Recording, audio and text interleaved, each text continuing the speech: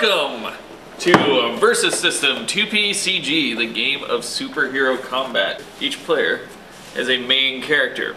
I've picked Storm because she's a beautiful woman, deserves respect. And he has chosen Captain America because he's a fascist imperialist pig.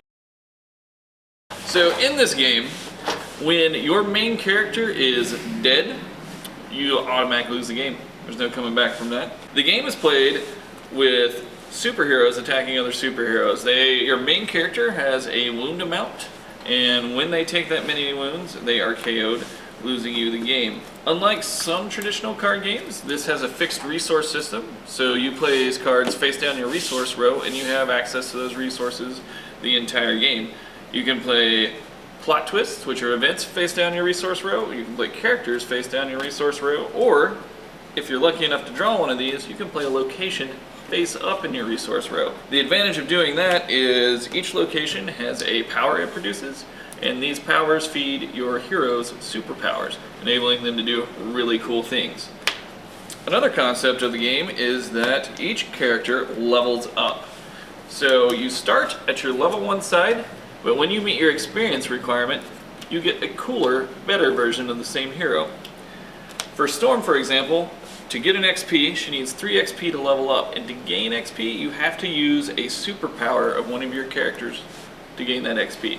So her built-in superpower is for a blue science symbol, whatever that is called.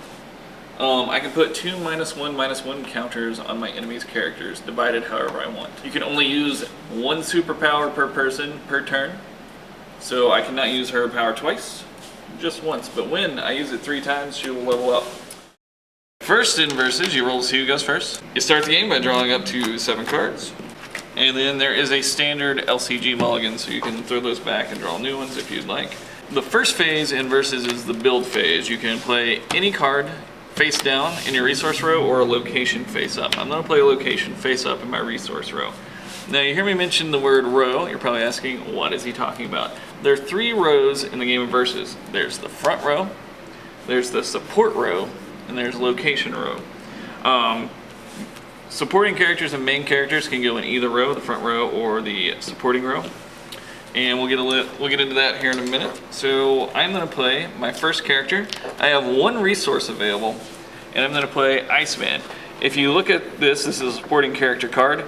He has a 1 cost. So as long as I have at least 1 resource in my resource row, I can play this guy.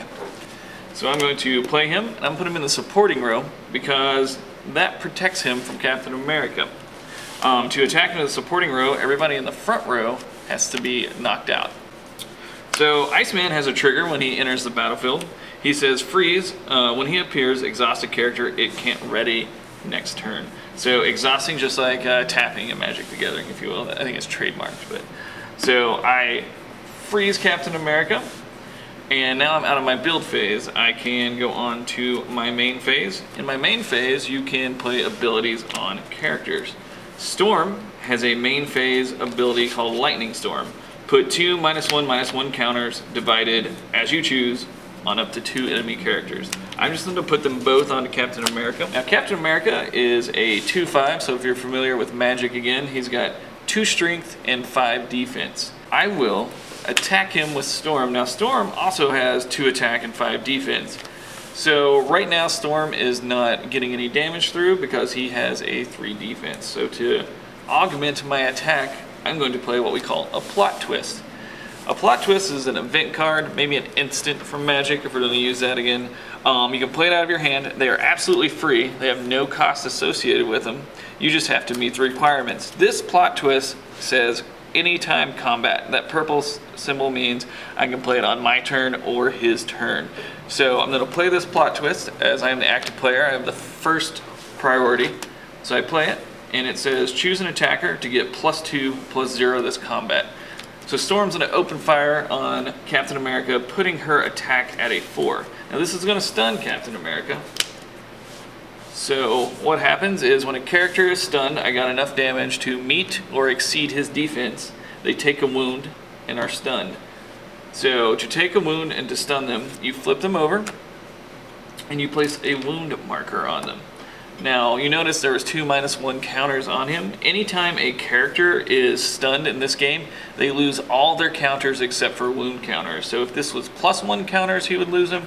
If it's -1 counters, do a combat, it goes back to main phase. And every time you do a combat, it can come back to main phase. But I have nothing else to play, so I'm going to pass to Chris. All right, well, before I go ahead and flip Captain America over, I do have to draw 2 cards. So I'll go ahead and flip Captain America over because he was stunned last turn. He doesn't get to ready this turn because of the Iceman trigger. So I'm going to go ahead and look for cards to play in my hand. He's now in his build phase. In my build phase, I'm going to go ahead and play down an Avengers Mansion. So now we're going to show you an example of Rose.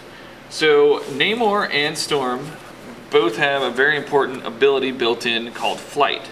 There are 2 abilities that are built into cards, Flight and Range. You can see here on Black Widow. Black Widow has this symbol, which means she can perform a range attack if she'd like.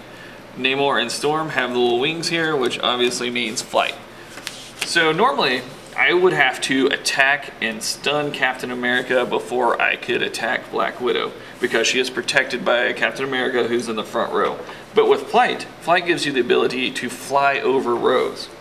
So Namor will fly over Captain America and attack Black Widow. Namor's really good at this because he has an ability called Invade. While he attacks a back row character, they cannot attack him back. So it's a free attack for him. So he's going to go in and attack her. Now, if Captain America had Flight, I would not be able to fly over him. That's the only rule, is Flight can't fly over Flight. So you can put characters in your front row with Flight to still protect your back row. I would like to level up Storm. So what I do is I use this resource on her ability, flipping it, to give Daredevil 2 -1 counters. And as soon as that is met, I gain an XP and automatically level up. So when you level up, you take your level 2, you set any counters that you had aside on your level 1, discard your level 1, put your level 2 into play, and put all the counters back onto them. So wounds stay. If she had +1 counters, she would retain those. If she had -1 counters, she would retain those. Now you might ask, what's the difference in a level 1, level 2 character? Level 1 Storm, you can see she has a 2 attack, 5 defense. Level 2 Storm, and this is typical of all main characters, gets a significant bump in attack and defense. She goes to a 5 and 6. She retains her Lightning Storm ability, which is great, but she also gains a new ability called a Windstorm. So her thing is for a red location resource, she can give everyone on my team flying till the end of the turn. So that's really handy if you've got a giant wall of dudes and they're hiding their main character in the back row. She can give the entire team flying, fly over everybody and smash their face. Alright, we're coming up to the end of the game, so I am going to Hail Mary with Storm. So after every time you build, you can rearrange your rows however you'd like. So I place my resource for the turn here, and then I rearrange rows and basically just pull these guys up and put them in the front row, because I'm going to use Storm's Windstorm to give my entire team flying and fly over this giant wall of dudes. Hulk can't hurt you if he can't punch you. So I'm going to use the red resource. I'm going to activate it. It gives my entire team flight and do one big flight team attack into Captain America. Now that's going to do 5, 10, 13, 18, 22 damage, right? Did I just add that up right? 23 damage. Math. So they're coming across, fly over his front row. Nothing I can do. Hits Captain America. Captain America would stun one of my guys back, but unfortunately I also stun Captain America back. He hits 5 wounds and the game's over. Storm and the X-Men win.